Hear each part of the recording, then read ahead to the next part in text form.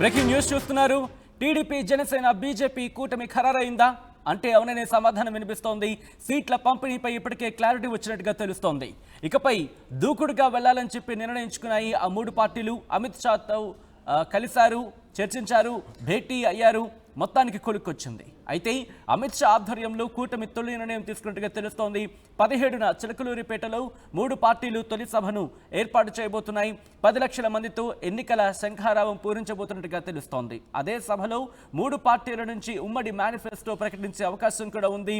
So ఎప్పుడెప్పుడని ఎదురు చూస్తున్న ఆ పొత్తుల ప్రకటనకు సంబంధించి అధికారికంగా మరి కాసేపట్లో వచ్చే అవకాశం ఉందని చెప్పుకోవాలి. ఇన్ఫాక్ట్ ఇప్పటికే తెలుగుదేశం పార్టీ నుంచి కొంతమంది కీలక నేతలు ఇదే అంశానికి సంబంధించి పూర్తి స్థాయిలో క్లారిటీ ఇస్తున్నారు. అయినప్పటికీ మూడు పార్టీలకు సంబంధించి అధికారిక ప్రకటన కోసం ఇంకా ఆసక్తిగా ఎదురు చూస్తున్న సందర్భం అయితే ఉంది. అయితే ఇప్పటికే ఏర్పాట్లు ప్రారంభమైనట్టుగా తెలుస్తోంది. ఈ నెల 15న చిలకలూరిపేటలో మూడు పార్టీలు తొలి సభను ఏర్పాటు చేయబోతున్నాయి. 10 లక్షల మందితో ఎన్నికల శంఖారావాన్ని పూరించబోతున్నట్టుగా తెలుస్తోంది. ఈ నేపథ్యంలో అక్కడ ఎటువంటి ఏర్పాట్లు జరిగే అవకాశం ఉంది, ఎటువంటి మేనిఫెస్టోని ప్రకటించే అవకాశం ఉంది, ప్రెసెంట్ అక్కడ పరిస్థితి ఎలా ఉందో తెలుసుకునే ప్రయత్నం చేద్దాం. మా ప్రతినిధి రామారావు అప్డేట్స్ అందించేందుకు లైవ్లో జాయిన్ అవుతున్నారు.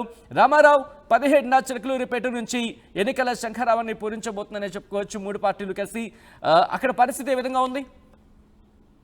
సచిన్, ఏదైతే ప్రధానంగా చూసుకున్నట్లయితే 2014లో ఎన్డీఏ కూటమిలో జనసేన అలాగనే టీడీపీ ఉందో, ఇప్పుడు కూడా 2024 ఎన్నికలకు కూడా సేమ్ అదే సీన్ రిపీట్ అవుతుంది. ఇప్పటికే ఆల్రెడీ టీడీపీ జనసేన కలిసి ఉన్నాయి. అలాగనే బీజేపీతో సంబంధించినటువంటి కూటమిలో ఎన్డీఏలో చేరటం అనేది ఆల్మోస్ట్ ఆల్ కన్ఫర్మ్ అయిపోయింది.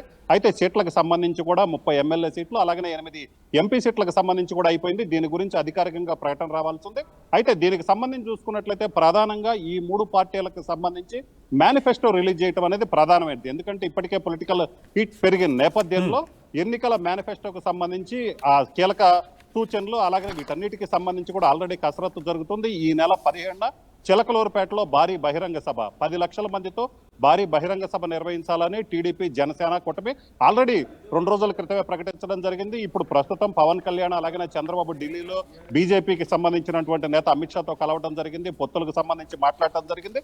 సో వీళ్ళ పొత్తు ప్రకటించిన తర్వాత తొలిసారిగా టీడీపీ బీజేపీ జనసేన కూటమికి సంబంధించి మొట్టమొదటి సభ చిలకలూరుపేటలో జరుగుతుంది. ఈ సభలోనే టీడీపీ బీజేపీ జనసేన కూటమికి సంబంధించినటువంటి మేనిఫెస్టో రిలీజ్ చేస్తారు. ఎందుకంటే రేపు చూసుకున్నట్లయితే మేదరమెట్టలో జరిగే సిద్ధం సభలో వైసీపీ మేనిఫెస్టో రిలీజ్ చేయనుంది. ఎందుకంటే ఈ 5 ఏళ్లలో ఏం చేశామో నెక్స్ట్ 5 ఏళ్లలో ఏం చేయబోతామనేది సీఎం జగన్ ఏదైతే ఓ రకంగా చెప్పుకున్నట్లయితే నెక్స్ట్ 5 years లో ఏం చేయబోతున్నాము అంటే ఆల్మోస్ట్ ఆల్ మేనిఫెస్టో. సో వాళ్ళ మేనిఫెస్టో రిలీజ్ అవుతుంది. సో ఇదే సమయంలో 2 రోజుల క్రితం గుంటూరు జిల్లాలో జరిగినటువంటి సభలో ఏదైతే పవన్ కళ్యాణ్ అలాగనే చంద్రబాబు పాల్గొన్నారో బీసీ డిక్లరేషన్ కూడా ప్రకటించడం జరిగింది. అలాగనే 17వ తారీఖు జరుగుతున్నటువంటి సభలో అయితే మాత్రం పూర్తి స్థాయిలో టీడీపీ జనసేన బీజేపీ కూటమికి సంబంధించి మేనిఫెస్టో రిలీజ్ అవుతుంది. దీనికి సంబంధించి ఇప్పటికే కసరత్తులు కూడా పూర్తయ్యాయి. దీనికి సంబంధించి ఏదైతే మేనిఫెస్టోలో ఏవే అంశాలు ఉండాలి అలాగనే వేటిని పొందుపరచాలనే దాని మీద ఇప్పటికే అమిత్ షాతో కూడా మాట్లాడటం జరిగింది.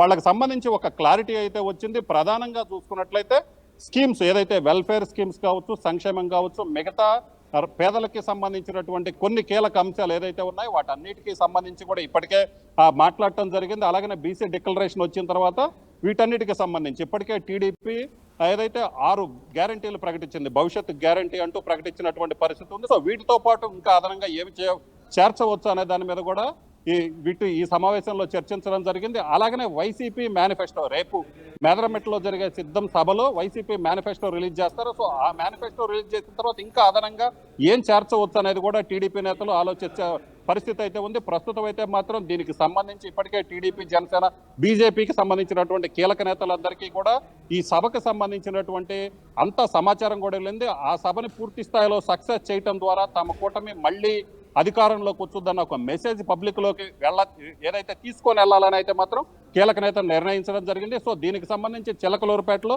10 లక్షల మంది ఉండేలాగా భారీ స్థాయిలో బహిరంగ సభ కూడా ఏర్పాటు చేయడానికి అన్ని ఏర్పాట్లు సిద్ధమయ్యాయి. ఇంట్రెస్టింగ్ గా 17వ తారీఖున ఎందుకు ఎంచుకోవడం జరిగింది, ముఖ్యంగా చిలకలూరుపేట ఎందుకు? ఎందుకంటే మిగతా ప్రాంతాలు కూడా ఉన్నాయి, మిగతా నియోజకవర్గాలు కూడా ఉన్నాయి, కానీ ఎందుకు చిలకలూరుపేట నుంచే శంఖారావాన్ని పూరించాలనుకుంటున్నారు? ఎస్, ఖచ్చితంగా సచిన్. ఎందుకంటే చిలకలూరుపేటలో అయినట్టయితే నేషనల్ హైవేకి పక్కనే ఉంటుంది. సో ఇదైతే రాయలసీమ ప్రాంతం కావచ్చు, ఉత్తరాంధ్ర ప్రాంతం కావచ్చు, అలాగనే ఆంధ్ర, కోస్తా ఆంధ్ర. సో ఈ అన్ని ప్రాంతాల నుంచి కూడా రోడ్డు కనెక్టివిటీ ఈజీగా ఉంటుంది. అలాగనే అది మిడిల్ ఆఫ్ ది ఏపీగా ఉన్నటువంటి పరిస్థితి ఉంది. అలాగనే నేషనల్ హైవే ఉండటంతో ఏదైతే ఈ సభకు 17వ తారీఖు జరిగేటువంటి సభ టీడీపీ, జనసేన, బీజేపీ కుటుంబకు సంబంధించినటువంటి సభకు జనం రావడానికి చాలా ఈజీ యాక్సెస్ ఉంటుంది. సో అందుకనే చిలకలూరుపేటలో బహిరంగ సభ నిర్వహించినట్లయితే ఖచ్చితంగా అందరికీ అందుబాటులో ఉంటుందని ఒకటి భావించారు. అలాగనే వైసీపీ నేతలు కూడా రేపు నిర్వహించబోయే సభ కూడా సేమ్ ఇదే చిలకలూరుపేట ఏదైతే ఈ హైవేలోనే నిర్వహిస్తున్నటువంటి పరిస్థితి ఉంది. అయితే అది ఒంగోలు దగ్గర మేదరమెట్లలో నిర్వహిస్తున్నారు. సో ఇప్పుడు ఇక్కడ చూసుకున్నట్లయితే మేదరమెట్లకి చిలకలూరుపేటకి సంబంధించి ఒక 30 నుంచి 40 కిలోమీటర్ల దూరం ఉన్నటువంటి పరిస్థితి ఉంది. సో ఈ నేపథ్యంలోనే అక్కడైతే కనుక అందరికీ అనుకూలంగా ఉంటుందని తెలుగుదేశం పార్టీ, అలాగే జనసేన, బీజేపీ కూటమి భావించింది. అలాగనే అన్ని ప్రాంతాల నుంచి కూడా ప్రధానంగా చూసుకున్నట్లయితే భారీ బహిరంగ సభ నిర్వహించాలి. అది ప్రతిష్టాత్మకంగా తీసుకున్నటువంటిది బీజేపీతో కలిసి మళ్ళీ 2014 లాగా ఎన్డీఏ కూటమి తొలి సమావేశం కాబట్టి ఆ సమావేశం సక్సెస్ అవటం అనేది ఖచ్చితంగా 3 పార్టీలకు సంబంధించి కూడా చాలా కీలకమైన అంశం. సో ఈ నేపథ్యంలోనూ అక్కడ నిర్వహించినట్లయితే బాగుంటుంది, అందరికీ అందుబాటులో ఉంటుంది, అందరికీ ఈజీ కనెక్టివిటీ ఉంటుందని భావిస్తున్నారు. అలాగనే ఈ సభ సక్సెస్ చేయటం ద్వారా ఏదైతే 10 లక్షల మందితో సభ నిర్వహించాలని ఇప్పటికే ఆల్రెడీ డిసైడ్ చేసుకోవడం జరిగింది. సో 10 లక్షల మందితో సభ నిర్వహించడం ద్వారా తాము ఖచ్చితంగా ఎన్నికల్లో ఒక పార్టీ క్యాడర్కి ఒక ఉత్సాహం కల్పించే అవకాశం అయితే ఉన్నటువంటి పరిస్థితి అయితే ఉంది Sachin. Right Ramarao, thanks for update. మొత్తంగా అయితే మాత్రం ఈ నెల 17న ఎన్నికల శంఖరావుని పూరించబోతున్నట్టుగా తెలుస్తోంది. టీడీపీ, జనసేన, బీజేపీ పొత్తులో భాగంగా టీడీపీ, జనసేన, బీజేపీ కూటమి దాదాపు ఖరారైనట్టుగా తెలుస్తోంది. సీట్ల పంపిణీపై ఇప్పటికే క్లారిటీ వచ్చింది. ఇకపై దూకుడుగా వెళ్లాలని నిర్ణయించినట్టుగా తెలుస్తోంది. అమిత్ షా ఆధ్వర్యంలో కూటమి తొలి నిర్ణయం తీసుకున్నట్టుగా తెలుస్తోంది. 17న చిలకలూరిపేటలో 3 పార్టీలు తొలి సభను ఏర్పాటు చేయబోతున్నాయి. 10 లక్షల మందితో ఎన్నికల శంఖారావాన్ని పూరించబోతున్నాయి. అయితే అదే సభలో 3 పార్టీల ఉమ్మడి మేనిఫెస్టో కూడా ప్రకటించే అవకాశం ఉంది. ఇదే అంశానికి సంబంధించి కనకమేడ టీడీపీ నుంచి ఆయన స్పందించారు. ఒకసారి ఆయన ఏమన్నారు చూద్దాం. సమావేశం చంద్రబాబు నాయుడు గారు, పవన్ కళ్యాణ్ గారు, అమిత్ షా గారితో నడ్డా గారు సమావేశమయ్యారు. సమావేశమైన తరుణంగా మా చర్చల్లో 3 పార్టీలు అలయన్స్కి పోవాలని చెప్పి డిసైడ్ చేస్తారు. పొత్తు కుదిరింది. పొత్తు ప్రకారం 3 పార్టీలు కలిసి they will issue joint statement today. ఆంధ్రప్రదేశ్లో ఈ 3 పార్టీలు కలిసి 2024 ఎలక్షన్లో కలిసి పోటీ చేస్తున్నాయి. ఆ విషయం వరకు 3 పార్టీలు కలిసి అండర్స్టాండింగ్ వచ్చారు. ఎన్నికల్లో ఎటువంటి గందరగోళం లేకుండా అన్ని విషయాల్లో అండర్స్టాండింగ్ వచ్చి కంటెస్ట్ చేయడానికి నిర్ణయించుకున్నారు. ఏ విషయంలోనూ కూడా కన్ఫ్యూజన్ లేదు. ఎవరెవరు ఎన్ని స్థానాల్లో పోటీ చేయబోతున్నారు? సీట్లు అన్నీ కూడా వాళ్ళు మాట్లాడుకున్నారు. మళ్ళీ వాళ్ళు ఒక అండర్స్టాండింగ్ వస్తున్నారు. ఈ రోజు వరకు పొత్తు ఎన్డీఏతో చేరటం, పొత్తు పెట్టుకుని ఎన్నికల్లో పోటీ చేయటం, దాని మీద ఫర్దర్గా ఎన్డీఏలో చేరిన తర్వాత ఫర్దర్గా మీటింగ్స్ పెట్టుకుని అన్నీ కూడా పరిగణించారు. ఏం చెప్పబోతున్నారు సార్ టీడీపీ క్యాడర్కి కానీ మీరు సీట్ ఎవరికి వచ్చినా సరే ఏంటి ఎట్లా వెళ్ళబోతున్నారు?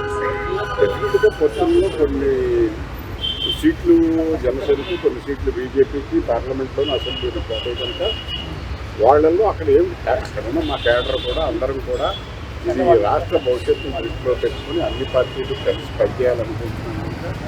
కొంతమందికి ఇబ్బంది వచ్చినా కూడా పార్టీ నాయకత్వం చంద్రబాబు నాయుడు గారు ఆల్రెడీ నిన్ను కూడా చాలామందితో మాట్లాడారు. ఇక్కడి నుంచి కూడా అందరికీ కూడా జరిగిన పరిణామాలన్నీ కూడా వాళ్ళకి ఇచ్చి కన్విన్స్ చేసి మన రాష్ట్ర అవసరాల కోసం ఈ పొత్తు వాటికి సంబంధించిన విషయాలు ఇన్ఫ్యాక్ట్ చంద్రబాబు నాయుడు గారు కన్విన్స్ చేయడానికి ముందే పార్టీ కేడర్ కానీ ప్రజల్లో కానీ జగన్మోహన్ రెడ్డి ప్రభుత్వాన్ని పంపించేయడానికి, ప్రభుత్వ వ్యతిరేక ఓటు చెల్లకుండా ఉండడానికి పొత్తులు అవసరమైనటువంటి భావన మొదటి నుంచి కొనసాగుతున్నది. ఆ భావనకు అనుగుణంగా, ప్రజాభిప్రాయానికి అనుగుణంగా, పార్టీల యొక్క ఆలోచనకు అనుగుణంగా ప్రభుత్వ వ్యతిరేక ఓటు చెల్లకుండా ఈ 3 పార్టీలు కలిపి కంటెస్ట్ చేస్తున్నాయి కనుక దానికి అనుగుణంగా పార్టీ శ్రేణులందరూ కూడా పనిచేయాలని చెప్పేసి ఆల్రెడీ బాబు గారు చెప్పారు, అదే మేము 8 లోక్సభ 30 అసెంబ్లీ అంటున్నారు. ఉంటుందా లేదంటే ప్రకటన మాత్రమే ప్రకటన చేస్తారు? కాస్త కొన్ని సీట్లు మీరు త్యాగం చేయడం వల్ల పార్టీలో అంతర్గతంగా విభేదాలు తలెత్తే అవకాశాలు కూడా ఉన్నాయి. విభేదాలు ఉండవు, అసంతృప్తి కొంత తాత్కాలికంగా కొంతమందికి ఉంటుంది. అయితే పరిస్థితులను అర్థం చేసుకుని అందరికీ కూడా అలాంటి అకామిడేట్ చేయలేనటువంటి నాయకులకు పార్టీలోనూ ప్రభుత్వంలోనూ సముచితమైన స్థానం కల్పించే విధంగా చంద్రబాబు నాయుడు గారు తెలుగుదేశం సంబంధించినంత వరకు మాట్లాడుతున్నారు. బీజేపీ డిమాండ్లు బాగా ఎక్కువ ఉన్నాయా? ప్రచారం దేనికైనా జరగచ్చు, కానీ అందరికీ ఎవరికైతే ఉన్నాయి అని సముచిత స్థానాలు పార్టీలో మెజారిటీ కేంద్రకి అన్యాయం జరగకుండా సముచిత స్థానాలు వాళ్ళ యొక్క బలాబలాలను బట్టి గెలుపు ప్రాతిపదిక తీసుకుని ఆ గెలుపు లక్ష్యంగా పెట్టుకుని సీట్లు నిర్ణయించుకోవడానికి 3 పార్టీలు అంగీకరించాయి. దానికి అనుగుణంగానే సీట్లు షేరింగ్ కూడా ఉంటుంది. సార్ అధికారం కోసమే ప్రాక్టికల్ గా ఉంటుంది. ప్రణాళిక పార్టీ కొన్ని అంశాలు చెప్పాం. ఇప్పుడు జనసేనక ఇప్పుడు ఈ కూటమి తరఫున మళ్ళీ ప్రణాళిక మేము విడుదల చేస్తాం. అది తప్పనిసరిగా ప్రజలకి ఇప్పుడు ఉన్నటువంటి అంశాలన్నింటినీ కూడా ప్రజల ముందుకు తీసుకువెళ్ళి ఎందుకు ఈ కూటమి ఐక్యత అవసరమైందనేటువంటి అంశం ఒకటి, మేము ఏమి చేయబోతున్నాం అనేది ఒకటి, జగన్మోహన్ రెడ్డి గారు విధ్వంస పాలనలో ఆంధ్రప్రదేశ్ ఎంత నష్టపోయింది, ఉనికి ఎలా కోల్పోయింది, 30 సంవత్సరాలు ఎట్లా వెనక్కి వెళ్ళిపోయింది అన్న విషయాన్ని అన్నింటినీ ప్రజలు గమనించారు. మేము కొత్తగా వివరించాల్సిన అవసరం లేదు. అయినా కూడా ఆ విషయాన్ని అన్నింటినీ కూడా ప్రజలకు తెలియజేసి మేము ఎన్నికల్లో ముందుకెళ్తాం. 2024 ఎన్నికల్లో మేము విజయం సాధిస్తాం. ఉమ్మడి మేనిఫెస్టో ఉంటుందా? ప్రచార కార్యక్రమాలు ఏ విధంగా ఉండబోతున్నాయి? ఆ మొడాలిటీస్ అన్ని నెక్స్ట్ మీటింగ్ లో ఫైనలైజ్ చేస్తాం. సీట్ల సర్దుబాటుపై ఏమన్నా ఇస్తారా సార్? సీట్ల సర్దుబాటు మీద చర్చలు జరిగినాయి. బాబు ఒక మేరకు స్పష్టత వచ్చింది.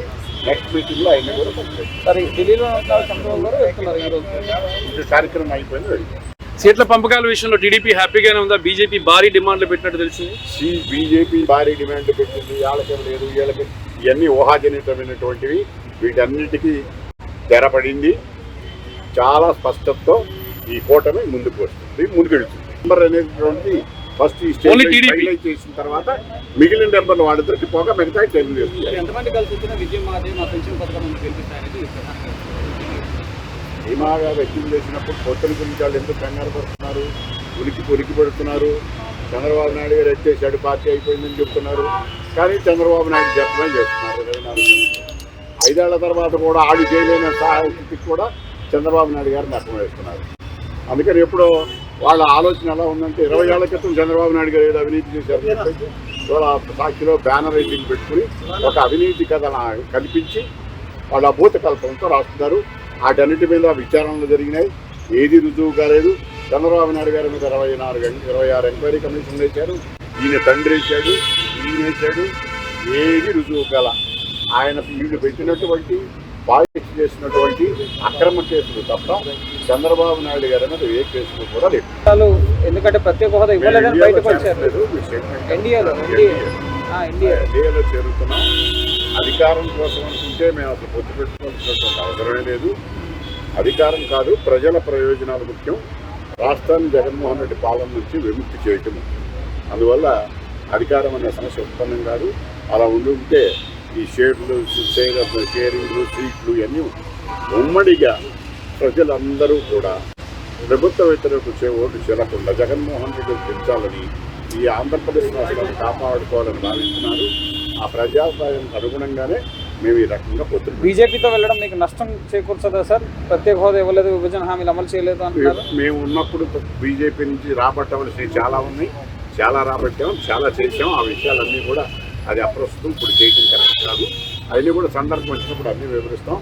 బీజేపీతో ఎప్పుడైతే విభేదం వచ్చిందో, డివిజన్ వచ్చిందో ఆ టైంలో మేము వాళ్ళని కూడా డిమాండ్ చేసాం. ఇప్పుడు ఈ 5 సంవత్సరాల నుంచి 19 నుంచి 24 వరకు జగన్మోహన్ రెడ్డి గారి ప్రభుత్వం అన్ని పక్కన పాడేసి, మూలపాడేసి, తిరుగుదోబడితనంతో విధ్వంస కార్యక్రమాలు చేపట్టి వ్యక్తిగత స్వలాభాన్ని చూసుకుని వాళ్ళ యొక్క కేసుల కోసం, వీటి కోసం, ప్రత్యేక హోదా కోసం మెడలు ఉంచుతానని, కేంద్ర ప్రభుత్వ మెడలు ఉంచుతానని చెప్పినటువంటి వ్యక్తి తానే మెడలు వచ్చి ఏమీ అడగలేని నిస్సహాయ స్థితికి నెట్టబడ్డాడు. అది ఆయన దౌర్భాగ్య స్థితి.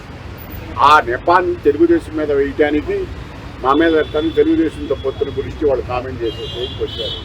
వాళ్ళు ఈ రోజు వరకు పార్లమెంట్లో అన్ని విషయాల్లోనూ బీజేపీతోనే ఉన్నారు. ప్రాక్టికల్గా అన్నీ బీజేపీతోనే శాసనసభ పనిచేశారు కనుక దానిలో సెకండ్ థాట్ ఏమీ లేదు. ఈ విషయాలు మనం వాళ్ళు చేసేటటువంటి విషయాలు తెలుగుదేశం మీద పార్టీ మీద రుద్దటం అనేటటువంటిది కరెక్ట్ కాదు. 19 నుంచి 24 వరకు మేము చేసిన పనులు తిరగదోడారు తప్ప ఏమీ చేయలేదు.